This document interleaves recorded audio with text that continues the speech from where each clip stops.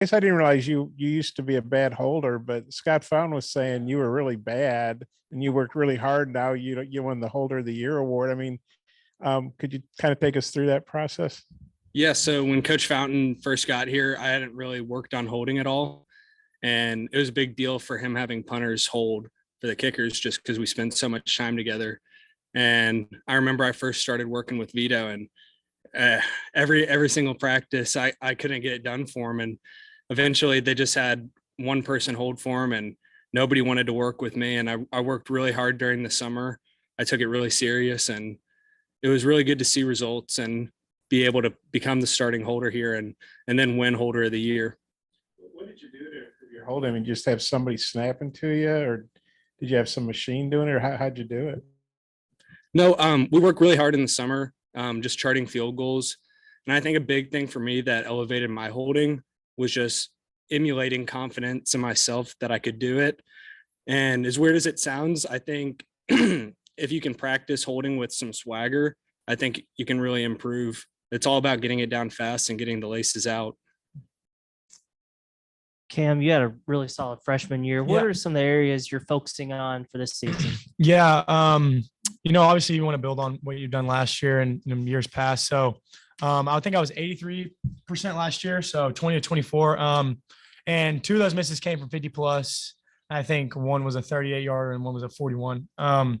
But I think just, those longer kicks, 50 plus, I kind of want to, maybe instead of being 33% on those, being like above 50% range. That's what we try and aim for. Obviously it's nice to make all of them, but I really do think that's where I'm trying to improve is longer field goals, just being able to put those through. And, obviously, I mean, it's kind of common sense, but just put more field goals up for the team. And, I want to be above that 90% mark. I feel like that's a really, high expectations, but I think I can get it done.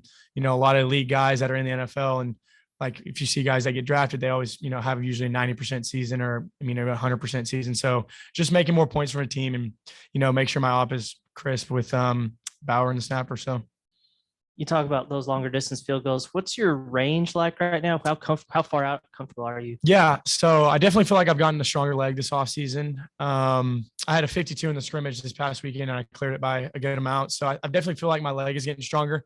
I'd say I'm probably about 3 more yards comfortable going a little further than last year. I mean, in warm up, some ways the wind goes into you, with you. So I kind of make that game time decision on what I feel like is, doable during the game. But I think if there was no wind going both ways, I feel like I'm good from about 56 and going from both ways. I'd get it to the upright. So we've seen, I think the bow and arrow, the 3-pointer, the yeah. gritty, all the secret handshakes and stuff. You got anything worked up for this year? I haven't really put much thought into it. Just really trying to kind of focus on, making my kicks, getting my operation down before we can, make all that stuff up. So, maybe in the season it'll happen spontaneously, but just trying to work on, putting that ball through the uprights first. It seems like you keep winning the punting job. They keep bringing guys at you, and you're competing for the job every year. What is that like? Is that it all frustrating? Is it just like next guy up, or what are your thought process when you're competing every single year for the starting job? Yeah, my thought process is iron sharpens iron. We're a really good university and we bring in really good talent every year. And it's nice to be always competing. It keeps you on your toes and elevates your game to a status that you didn't think you could do. So I don't really look at it and get frustrated. I just view every chance as an opportunity. Every competition is an opportunity. What's been your impression of Fletcher, being a freshman coming in? Yeah, Max is really talented. I think he's a great addition to the room. He's not only a really good punter, but even a better kid. I've really gotten to build a really good relationship with him. He's one of the funniest dudes on the team and one of the hardest working kids. You can tell that he really cares about it and he wants to be great. Jordan Silver was here for forever, and now you breaking in a new snapper. How the snapper competition going, and specifically Eli Stein being a freshman? Yeah. So all 3 guys are, competing for the job right now, and they're all doing a really good job. They come out there just working their tails off every day, and you can really tell that they have like a competing mindset when they get out there. I mean, all of them are trying to do their best because obviously they want to step on the field, and every single one of them wants that equal opportunity. So I really do think they're competing well. Eli's a really, really good snapper. I think he was ranked pretty high coming out of high school, and definitely has some talent. We went to a little camp this past summer, and he performed really well there, and just kind of has kind of an elite mindset. And all the guys we have in the room have that kind of mindset. All of them have been good snappers for us. So it's a really good competition between those three. And I think, may the best man win. I mean, all three of them are doing a really good job. Reid, what was your inspiration for the Mortel Award video? And did you notice that your fan following, your social media interactions picked up? Yeah, my inspiration was kind of just all the old videos. Peter Mortel kind of told me like what to do a little bit, kind of make it a skit at first and then be serious with it. I've never really done a video like that before, so it was a lot of fun to shoot. It's pretty new too. I mean, were you aware of it before or late last year, or? I had known about it for a few years. I never thought that I'd have an opportunity to win it, so that was really cool. But yeah, I think it's an awesome award. It's a great cause. You really get some good charity work out of it too, and the social media engagements were really nice too. Cam, his strengths as a holder, what would you say? What made him a good holder for you Yeah, last year? I think honestly, just, getting the ball down quick. That's a huge thing. You want to look at the ball as long as you can with kicking the ball. I mean, you're running at 1.3 seconds from snap to kick. So, I mean, you really want to get as much time to look at the ball as possible, and also not kicking laces or anywhere but the back of the football. That really does make a difference for a lot of people that don't know. Like if you kick the laces, it's going to stay on your foot longer. Ball tail left a lot. So I think it's just really important how he emphasizes it. I mean, not a lot of guys in the country you can go out and see on a Saturday or even in the NFL on Sunday that will get laces out consistently. And just, I think I'm really thankful that he puts an emphasis on it because it makes the whole unit better on the Saturdays. Probably seen you kick 100 balls or so since you've been here. You do your step back and then you got your little shoulder shimmy you like to do right before that. I don't guess I see a lot of kickers do that. What does that come from? And also, what's your last thought right before you kick the ball? So with the shoulder shimmy, I think I kind of just developed that. Like I kind of equate it to like Kevin Durant did that before free throw. I didn't really, do it because he did it, but like I think it's just a kind of like a common thing we just kind of developed. And as a kicker, you try and go out there and do everything the same every single time to make kicks. So I think it just kind of became a habit. And I think. Sorry, can you ask that second question again? What's the last thing that goes through your head before you kick? Yeah. So the last thing that goes through my mind, I'm warming up. Usually if we get past, if we're even near the half line, I usually go up in the net and start warming up, kind of do like it's called a one step. It's a little shorter version of a full step. And I think I just kind of go out there and, right before I run on the field, I tell myself, just go out there and do what you do every single practice. You've kicked this kick 1,000 times. Just go out there. And I didn't really, when we go out on the field, I didn't even look at anything besides a upright spot. That's usually what I go to. And then I pick up a spot where I want to hit the ball and try and hit that spot. So post shoulder shimmy. Yeah. What is the thought? I don't even think about anything, to be honest. I blank out. I couldn't tell you what I was doing. As soon as that shoulder shimmy goes, I couldn't tell you what I was doing right after that till about 2 seconds after that. Just kind of blank out and do my thing. Muscle memory kind of takes over there. Do you call it shoulder shimmy or did I just coin that? I don't know. I kind of like it though. Shoulder shimmy's nice. Sometimes I catch We'll call myself it. doing that. We'll call it. Like a little swag. What about you? What's the last thing that goes through your head right before you boot the ball? I get back there and I kind of pick out my target downfield where I want to walk my line. And then my eyes are kind of just fixated on the ball, just waiting to receive the snap.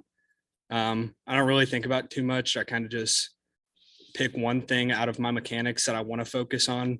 For example, if I know my drop wasn't really good in warmups, then I'm just going to focus on that, because there's a lot of things that goes into hitting a good punt. Mm-hmm. And if you think about all of them, then you're just going to be thinking too hard and you're not going to have the outcome that you want. So I think it's just best to pick one thing that you want to focus on and stick with that.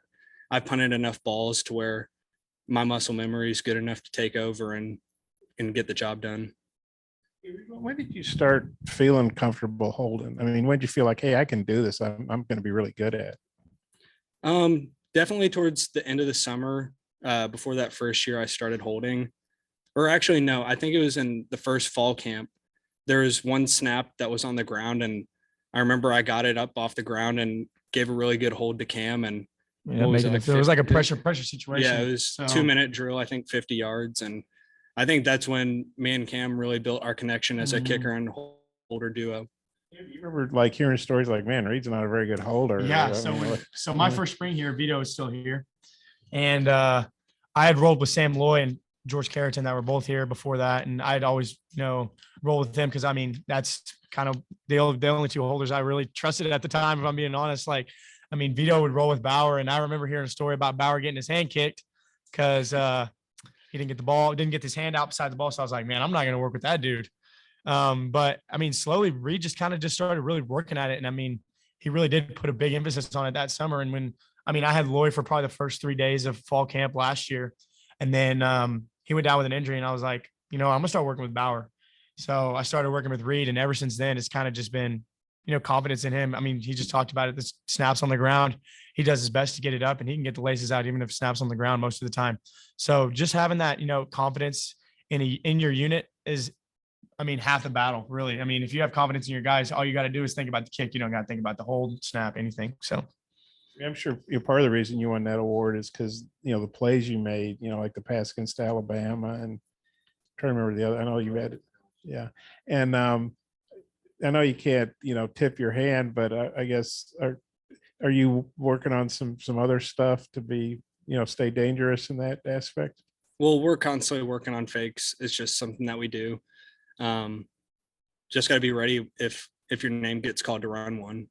Anytime he gets an opportunity to throw the ball in practice, he's throwing it and running it.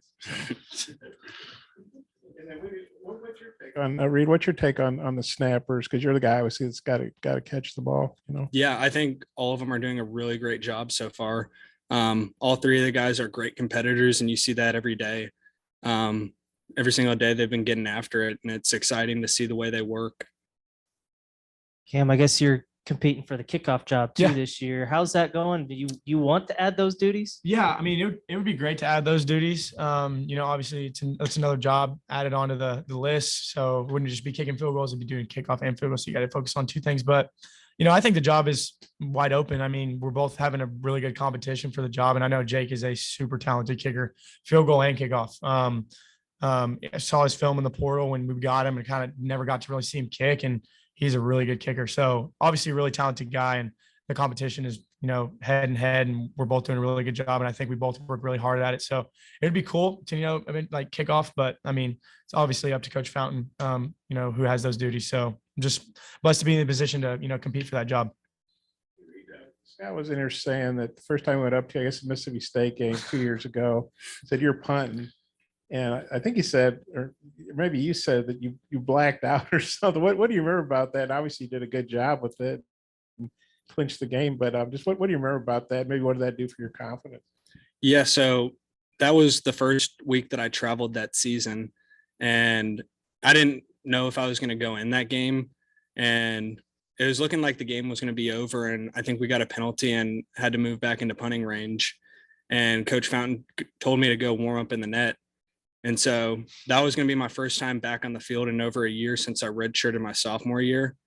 And I just remember being pretty nervous at first, just because I haven't done a lot of rollout punts, but I trusted what I'd been doing at practice. And I went out on the field and all the noise kind of vanished. And it was almost like I could feel my heart rate just beating out of my chest. And that was the only thing. It was just me, the snapper, and then my heart rate, honestly. I think you played receiver in high school. How do you think that helps you with the fakes and maybe just doing athletic things when you need to punt the ball too? I actually didn't play receiver in high school. I played linebacker in high school. Okay. I said I thought he played linebacker, and he said he was a receiver, so I was right. Oh yeah, you're right on that. Okay. Well, thanks. Cam, a lot of your teammates were running for the Golden Boot Trophy down in LSU. Yeah. Where were you going? I was going to celebrate with Vito, actually. That was like the first person I really came and ran to, because we were just talking like from about third quarter on about, he's like, man, I have a feeling you're gonna have to kick like a really big kick this game, either to tie it, to win it, just an opportunity to go out there in probably the fourth quarter. And then it got slow. And he's like, man, I really think you're going to have to go out there and actually kick a game winner. And I was like, man, I'm ready for it. So he just kept instilling confidence in me. So I just went out there and did it. And I found him. I was like, that was probably my really good friend last season was Vito. So I went up, celebrated with him. Both guys, wasn't so long ago special. Obviously, Arkansas had a lot of issues. not so long ago, but special teams was not a good area. Now it's a strength. Just what do y'all think about, special teams, being so good now, just really in a lot of different aspects? Yeah, I think we can attribute a lot of this success to Coach Fountain, the way he has us work at practice. And during the off season, he really keeps us accountable, and it's been really good for our unit. I mean, I've been here, this is going to be my 5th season, and I've just seen the specialist room continue to grow every single year. And it's been really fun to be a part of. Yeah, kind of piggybacking on that, I feel like Coach Fountain really does hold us to a high standard. I feel like from talking to some NFL guys about, kind of, the standards that they are held to, I think Coach Fountain kind of instills those same type of standards. So I definitely feel like that attributes a lot to our success. It's just the kind of the pressure we have in practice, high expectations we have in practice. I mean, if it's not perfect, it's not good enough, really. And that's a good rule to live by in the specialist world. If it's not perfect, it's not good enough. Amy, doing anything special for your birthday? Or just another day? Nah, just another day in the office. Recovery. Good recovery. Wake up, ball camp tomorrow. So nothing special. Thank you guys. Thank you. Thank y'all.